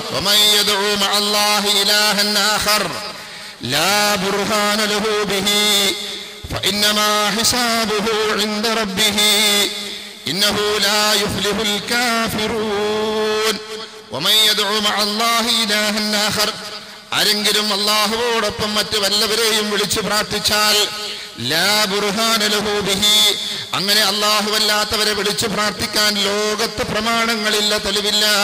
ഫഇന്നമാ ഹിസാബുഹു ഇൻദ റബ്ബിഹി, അവന്റെ വിചാരണ അവന്റെ റബ്ബിന്റെ സമക്ഷത്തിൽ തന്നെയാകുന്നു. ഇന്നഹു ലാ യുഫ്ലിഹുൽ കാഫിറൂൻ, ഈ കാഫിറുകൾ ഒരിക്കലും വിജയിക്കുകയില്ല. ഇവിടെ ആരെയാ കാഫിർ എന്ന് വിളിച്ചത്? ഇവിടെ ആരെയാണ് കാഫിർ എന്ന് വിളിച്ചത്? അല്ലാഹു അല്ലാത്തവരെ വിളിച്ചു പ്രാർത്ഥിക്കുന്ന മുഴുവൻ ആളുകളെയും. അതാരെ വിളിച്ചു പ്രാർത്ഥിച്ചാലും വേണ്ടില്ല. അത് മുജാഹിദുകൾ കെട്ടിച്ചമച്ചതോ മുജാഹിദുകൾ കടത്തിക്കൂട്ടിയതോ മുജാഹിദുകൾ ടേപ്പൊട്ടിച്ചു വെച്ചതോ അല്ല. ഈ പ്രപഞ്ചത്തിന്റെ സൃഷ്ടാവായ അള്ളാഹു പറഞ്ഞുപോയി. ജിബ്രീൽ അലൈഹിസ്സലാത്തു വസ്സലാം നബി സല്ലല്ലാഹു അലൈഹി വസല്ലം അറിയിച്ചു പോയി. പ്രിന്റ് ചെയ്ത് വന്നുപോയി, നമുക്കൊന്നും ചെയ്യാൻ പറ്റൂല. അള്ളാഹു പറഞ്ഞതാണ്. അപ്പൊ അള്ളാഹു അല്ലാത്തവരെ വിളിച്ച് പ്രാർത്ഥിക്കാൻ ലോകത്ത് തെളിവില്ല എന്ന് അള്ളാഹു പറഞ്ഞു. കുറച്ച് മുസ്ലിംമാര് പറയുന്ന തെളിവുണ്ടെന്ന്. ആരാ വഴിപഴച്ചത്? ആരാ വഴിപഴച്ചത്? അള്ളാഹു പറഞ്ഞതിനെതിര് പറയുന്നവനോ അതല്ല അള്ളാഹു പറഞ്ഞത് ഏറ്റുപറയുന്നവനോ? ആരാ വഴിപിഴച്ചത്? കാതുള്ള, തലച്ചോറുള്ള, ചോറ് തിന്നുന്ന, ബുദ്ധിയുള്ള ആളുകൾ ചിന്തിക്കാൻ വേണ്ടിയാണ് ഞാനിത് പറയുന്നത്. നമുക്ക് ആരോടൊരു വിരോധമില്ല, ആരോടൊരു വിരോധമില്ല. എന്നാൽ ഇന്ന് കേരളക്കരയിലെ മുസ്ലിം സമുദായത്തിലെ ബഹുഭൂരിഭാഗം വരുന്ന സഹോദരങ്ങളെ കടുത്ത ശിർക്കിലേക്ക് തള്ളിവിടുന്നു ഒരു സംഘം മുസ്ലിയാക്കന്മാര്. അത് AP ഗ്രൂപ്പിലുണ്ട്, EK ഗ്രൂപ്പിലുണ്ട്. ഒരു സംശയമില്ല. അത് നാണയത്തിന്റെ രണ്ട് വശങ്ങളാണല്ലോ. അത്രേ ഉള്ളൂ. തക്കാളിയും പരിപ്പും, പരിപ്പും തക്കാളിയും, അത്രേ ഉള്ള വ്യത്യാസമുള്ളൂ. കളറിന്റെ വ്യത്യാസമുള്ളൂ. വിശ്വാസം പ്രവൃത്തിയൊക്കെ ഒന്ന് തന്നെ. ശരി, മുസ്ലിം സമുദായത്തിൽ അല്ലാഹുവല്ലാത്തവരെ വിളിച്ച് പ്രാർത്ഥിക്കുന്നതിന്റെ അഹ്ലുസുന്നത്ത് വൽ ജമാഅത്തിന്റെ അഖീദയിൽ നിന്ന് 100% പിഴച്ചുപോയ ഒരു സംഗതി ഇന്ന് മുസ്ലിം സമുദായം നടത്തിക്കൊണ്ടിരിക്കുന്നു എന്നതിന്റെ തെളിവാണ് നമ്മുടെ നാട്ടിൽ പ്രചാരത്തിലുള്ള കുത്തുബിയ്യത്ത് ബൈത്ത് എന്ന് പറയുന്ന സാധനം. ഇവിടെ ഇല്ലേ അത്? അല്ലേ? ഭയങ്കര ചെലവാ, ഭയങ്കര ചെലവ്. ഒരു കുത്തുബിയ്യത്ത് ഒരാളെ നടത്തിയിരിക്കണോ എത്ര രൂപ ചെലവേണമെന്നറിയോ? അള്ളാനെ ആരാധിക്കാൻ പൈസ വേണ്ട, അള്ളാഹ് അല്ലാത്തവരെ ആരാധിക്കാൻ പൈസ വേണം. അതാണ് എന്റെ രസം. എന്നാലോ ദുനിയാവിന്റെ കാര്യങ്ങൾ മാത്രമേ ഉള്ളൂ. ഹജ്ജിന് പോയ സന്ദർഭത്തിൽ ഒരു അനുഭവം ഉണ്ടായി. ഹജ്ജിന് പോയാരുകൊണ്ട് നമ്മൾ ക്ഷമിച്ച് തിരിച്ചു പോകുന്നതാ. നാട്ടിലാണെങ്കിൽ നമ്മൾ ചോദിക്കും. ഒരു മുസ്ലിയാര്, ഗ്രൂപ്പ് ഏതാണെന്നൊന്നും ഞാൻ നോക്കിയിട്ടില്ല. ഹറമിന്റെ സഫ മറവയുടെ സൈഡിലുള്ള റോട്ടിലൂടെ അങ്ങ് പോയി കഴിഞ്ഞാൽ ഒരു സ്ഥലത്ത് ഒരു ക്ലാസ് നടക്കുന്നുണ്ട് എന്നൊരു സഹോദരൻ വിളിച്ചു പറഞ്ഞു. ഞാനും അഷ്റഫ് കോയ സുല്ലമിയും കൂടെ പോയി. അവിടെ ചെന്ന് ഞങ്ങൾ ക്ലാസ്സൊക്കെ കേൾക്കാൻ നിൽക്കുക. അപ്പൊ മൂപ്പര് തുടങ്ങുക. മൂപ്പര് സഹോദരിയെ 2 പ്രാവശ്യം വിവാഹം ചെയ്തയച്ചു. 2ഉം തൊലാക്ക് ചൊല്ലി. അങ്ങനെ അദ്ദേഹം ഹറമിൽ വെച്ച് പ്രാർത്ഥിച്ചപ്പോ വേറൊരാൾ വന്ന് കെട്ടിക്കൊണ്ടുപോയി. വേറൊരാൾക്ക് വയറുവേദന തുടങ്ങിയിട്ട് 8 കൊല്ലായി. ഹറമിൽ വന്ന് ദുആ ചെയ്തപ്പോൾ വയറുവേദന മാറി. വേറൊരാൾക്ക് കച്ചവടത്തിൽ ഭയങ്കര നഷ്ടമായിരുന്നു. ഹറമിൽ വന്നപ്പോൾ കച്ചവടത്തിൽ ലാഭം കിട്ടി. ദുനിയാവിന്റെ കാര്യമല്ലാതെ ആഖിറവുമായി ബന്ധപ്പെട്ടൊരു വാക്ക് അവിടെ നിന്ന് 40 മിനിറ്റിൽ ഞങ്ങൾക്ക് കേൾക്കാൻ പറ്റില്ല. മുജാഹിദ് പ്രസ്ഥാനം ക്ലാസ് എടുക്കും. എന്താ ഹറമിന്റെ പവിത്രത ഇന്നതാണ്. അവിടെ പ്ലസും മൈനസും ആണ്. ഒരാളെ വിഷമിപ്പിച്ച അമലുകൾ നഷ്ടാവും, ഒരാളെ സഹായിച്ച ആ അമലും കൂടെ ഇങ്ങോട്ട് കിട്ടും. അവിടെ ഒരാളെ ബുദ്ധിമുട്ടിക്കരുത്. പ്രാർത്ഥിക്കേണ്ട സ്ഥലങ്ങൾ ഇന്നതാണ്. പ്രാർത്ഥനയിൽ പാരത്രിക മോക്ഷത്തിനാണ് മുൻഗണന കൊടുക്കേണ്ടത്. പാപമോചനമാണ് തേടേണ്ടത്. സ്വർഗം ചോദിക്കണം, നരകത്തിൽ നിന്ന് മോചനം ചോദിക്കണം. എല്ലാം കഴിഞ്ഞതിന് ശേഷം ഭൗതിക കാര്യങ്ങൾ, ഒരു അത്യാവശ്യ കാര്യങ്ങൾ ചോദിച്ചോ. അതാണ് ഈ രണ്ടും തമ്മിലുള്ള വ്യത്യാസം. അതാണ്. മറ്റൊരു ഉദാഹരണം പറഞ്ഞുതരാം. മുജാഹിദ് പ്രസ്ഥാനത്തിന്റെ മദ്രസയിൽ പഠിച്ചിറങ്ങിയ കുട്ടികൾ ബാങ്ക് കേട്ടാ പള്ളിയിലേക്ക് കയറും. മറ്റേ മദ്രസയിൽ പഠിച്ചിറങ്ങിയ കുട്ടികൾ ബാങ്ക് കേട്ടാൽ സിനിമാ തിയേറ്ററിലേക്കും പോകും. എല്ലാവരും അല്ല, നല്ലൊരു ശതമാനം. എല്ലാവരും പറയാൻ പാടില്ലല്ലോ. വളരെ നന്നായിട്ട് നിസ്കാരവും കാര്യങ്ങളൊക്കെ നിർവഹിക്കുന്ന ഒരുപാട് ആളുകൾ ആ ഭാഗത്തുണ്ട്. ഒരിക്കലും അത് നമ്മൾ കുറ്റപ്പെടുത്താൻ പറ്റൂല. എന്നാൽ ബഹുഭൂരിഭാഗവും ഞാൻ ഈ പറഞ്ഞ കൊല്ലത്തിലാണുള്ളത്. അത് ഈ മുജാഹിദ് സുന്നി എന്ന് പറയാൻ പറ്റൂല, സമസ്ത എന്ന് പറയാനേ പറ്റുള്ളൂ. സുന്നി എന്ന് പറഞ്ഞാൽ സുന്നത്തിനെ പരിപൂർണമായും പിൻപറ്റുന്നവരായിരിക്കണം. സമസ്തയും സുന്നത്തുമായിട്ടൊരു ബന്ധമില്ല. ഇൻഷാ അല്ലാഹ് സമയം കിട്ടിയാൽ അതിന്റെ തെളിവിലേക്ക് നമുക്ക് വരാം. ഇല്ലെങ്കിൽ മറ്റൊരു അവസ്ഥയിൽ പറഞ്ഞുതരാം. ഈ സമസ്തക്കാരടക്കം പ്രചരിപ്പിക്കുന്നതാണ് കുത്തുബിയ്യത്ത്. കാലങ്ങളായി നമ്മുടെ കാക്കക്കാരണവന്മാരായി ചൊല്ലിവരുന്ന കുത്തുബിയ്യത്ത് ചൊല്ലാത്തവൻ സുന്നിയല്ല, സുന്നത്തി ജമാഅത്തിൽ പെട്ടവനല്ല. എന്നാൽ കുത്തുബിയ്യത്ത് എന്ന് പറഞ്ഞാൽ എന്താ സാധനം? കുത്തുബിയ്യത്ത് ചെല്ലുന്നവന്റെ അവസ്ഥ എന്താ? 200% ഗാഫൂറാവും. വെറുതെ പറയല്ല, 200% ഗാഫൂറാവും. ഇത് ഖുത്ബിയ്യത്ത് ബൈത്ത് പരിഭാഷയും വിശദീകരണവും Parannur PP Muhiyuddin Kutty Musliyar, Madina book stall, Narikkuni, Kozhikode. ഇതും അതേ സാധനം തന്നെ. ഖുത്ബിയ്യത്ത് ബൈത്ത് പരിഭാഷയും വ്യാഖ്യാനവും Bayaniya book stall, Parappanangadi, PT Abdul Aziz Basheeruddin Faizy, Kodassery. ഇത് ഖുത്ബിയ്യത്ത് ബൈത്ത് പദാനുപദ പരിഭാഷയും വിശദീകരണവും അബ്ദുസമദ് ഫൈസി. ഇത് പ്രസിദ്ധീകരിച്ചിരിക്കുന്ന ഹോജാക്കന്മാര് K മുഹമ്മദ് കുട്ടി and sons, Noorul Islam പ്രസ്ഥാന്റെ book stall, Chanthappadi, Thiruvarangadi, Malappuram ജില്ല, കേരളം 676106. ഇതിൽ മൂന്നിലും കൊടുത്തിരിക്കുന്ന സാധനങ്ങൾ ഞാനൊന്നും നിങ്ങളുടെ ശ്രദ്ധയിൽപ്പെടുത്തുകയാണ്. ഖുത്ബിയ്യത്തും ഇസ്ലാമുമായി വല്ല ബന്ധമുണ്ടോ? അള്ളാഹുവിനെ ഭയക്കുന്ന, മരണാനന്തര ജീവിതത്തിൽ വിശ്വാസം ഒരു സൂചിക്ക് കുത്താനുള്ളതെങ്കിലും ഉള്ള ആളുകൾ ഇത് കേൾക്കുന്നുണ്ടെങ്കിൽ നിങ്ങൾക്ക് കുറിച്ചു വെക്കാം, നിങ്ങൾക്ക് പരിശോധിക്കാം. ഇപ്പറഞ്ഞ പരിഭാഷകൾ മാത്രമല്ല, ഖുത്ബിയ്യത്ത് ബൈത്തിന്റെ ധാരാളം പരിഭാഷകൾ നമ്മുടെ കേരളക്കരയിൽ കിട്ടും. എന്താണ് ഖുത്ബിയ്യത്ത്? ആദ്യം പഠിക്കാം. ഹിജറ 400 ശേഷം ഇറാഖിലെ ബഗ്ദാദിൽ ജനിച്ച, ആ കാലഘട്ടത്തിലെ പ്രഗത്ഭ പണ്ഡിതനായിരുന്ന മഹാനായ ഷെയ്ഖ് മുഹിയുദ്ദീൻ അബ്ദുൽ ഖാദിർ ജീലാനി റഹ്മഹുല്ലാ, അദ്ദേഹത്തിന്റെ അപദാനങ്ങൾ വാഴ്ത്തി പുകഴ്ത്തി പറയുന്നതും അദ്ദേഹത്തെ വിളിച്ച് പ്രാർത്ഥിക്കുന്നതുമായ വരികളടങ്ങിയ ഒരു ബൈത്ത്, അതാണ് ഖുത്ബിയ്യത്ത്. ഒരിക്കൽ കൂടി ഞാൻ ഓർമ്മപ്പെടുത്താം. ഹിജറ 400 ശേഷം ബഗ്ദാദിൽ ജനിച്ച മഹാനായ ഷെയ്ഖ് മുഹിയുദ്ദീൻ അബ്ദുൽ ഖാദിർ ജീലാനി റഹിമഹുല്ലയുടെ അപദാനങ്ങൾ വാഴ്ത്തി പുകഴ്ത്തി പറയുന്നതും അതോടൊപ്പം അദ്ദേഹത്തെ വിളിച്ച് പ്രാർത്ഥിക്കുന്നതുമായ വരികൾ ഉൾക്കൊള്ളുന്ന ഒരു ബൈത്താണ് ഖുത്ബിയ്യത്ത് ബൈത്ത്. ആരാണിത് എഴുതിയത്? തമിഴ്നാട്ടിലെ കായൽപട്ടണം സ്വദേശിയായ സദഖത്തുല്ലാഹിൽ ഖാഹിരി എന്ന് പറയുന്ന വ്യക്തിയാണ് ഈ സാധനം എഴുതിയത്. സദഖത്തുല്ലാഹിൽ ഖാഹിരി ജനിച്ചതെന്ന ഈ പുസ്തകത്തിന്റെ 8ാമത്തെ പേജിൽ അത് പറയുന്നു. ഹിജറ 1040 സദഖത്തുല്ലാഹിൽ ഖാഹിരി ജനിച്ചത്. ഇസ്ലാം പൂർത്തിയായതെന്ന റസൂലുള്ളാഹി സ്വല്ലല്ലാഹു അലൈഹി വസല്ലമ ജീവിച്ചിരിക്കുമ്പോൾ പൂർത്തിയായ മതം. ഖുത്ബിയ്യത്ത് ബൈത്ത് എഴുതിയ ആള് ജനിക്കുന്നതെന്ന ഹിജറ 1040. അദ്ദേഹത്തിന്റെ മരണം ഹിജറ 1112 1115 3 പുസ്തകത്തിൽ 2 കോലത്തിൽ അഭിപ്രായം വന്നിട്ടുണ്ട്. ഏതുമാകട്ടെ, ഹിജറ 1040 മുതൽ 1115 വരെയുള്ള 75 വർഷം. ആ 75 വർഷത്തിന്റെ ഇടക്കാണ് ഖുത്ബിയ്യത്ത് എന്ന് പറയുന്ന സാധനം അള്ളാഹുവിന്റെ ഭൂമിയിൽ ഉദയം കൊണ്ടത്. എന്തായാലും ഹിജറ 1040 വരെ ഖുത്ബിയ്യത്ത് ഇല്ലല്ലോ, ഇല്ല. അപ്പൊ അതുവരെയുള്ള ഒരു സുന്നത്തി ജമാഅത്തല്ലേ? ഹിജറ 1040 ശേഷം സുന്നത്തി ജമാഅത്ത് തുടങ്ങിയത്. സമ്പത്തി ജമാഅത്ത് തുടങ്ങിയിട്ടുണ്ടാകും, സുന്നത്തി ജമാഅത്ത് അതിനു മുമ്പ് തുടങ്ങിയതാ. അപ്പൊ സുന്നത്തി ജമാഅത്തും ഖുത്ബിയ്യത്തും തമ്മിലൊരു ബന്ധമില്ല. ഒന്ന്, ഡേറ്റും ടൈമും വേണം നിങ്ങൾ കുറിച്ച് വെച്ചോ. ഹിജറ 400 ശേഷം ജനിച്ച മുഹിയുദ്ദീൻ ഷെയ്ഖ് റഹ്മത്തുള്ളാഹി അലൈഹിയെ കുറിച്ചുള്ള അപദാനങ്ങൾ എഴുതിയ സദഖത്തുല്ലാഹിൽ ഖാഹിരി ജനിക്കുന്നത് ഹിജറ 1040 മരിക്കുന്നത് ഹിജറ 1115 ഹിജറ 1040 വരെയുള്ള ആളുകൾക്ക് ഖുത്ബിയ്യത്ത് എന്ന് പറഞ്ഞാൽ എന്താണെന്നറിയില്ല.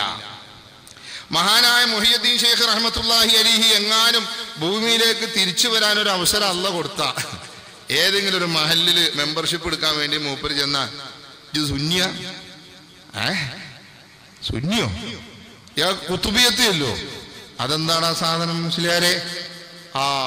ഇത് മുജാഹിദാ, പോയിക്കോ. പാവം നേരെ മുജാഹിദ് പള്ളിയിലേക്ക് വരും, ഒരു സംശയ കാര്യത്തിൽ വേണ്ട. റാത്തീബ്, മൗലൂദ്, വിറുതുകള്, മാലപ്പാട്ടുകള്, അതുപോലെ തന്നെ കപ്പപ്പാട്ട്, കുപ്പിപ്പാട്ട്, കൊറുത്തിപ്പാട്ട്, ഖുത്ബിയ്യത്ത്, ഈ സാധനങ്ങൾ ചൊല്ലാത്തത് സുന്നിയല്ലാന്ന് സമസ്തയുടെ പ്രമേയം ഇന്നും ജീവിച്ചിരിക്കുന്നു, പിൻവലിച്ചിട്ടില്ലല്ലോ. ഇല്ല.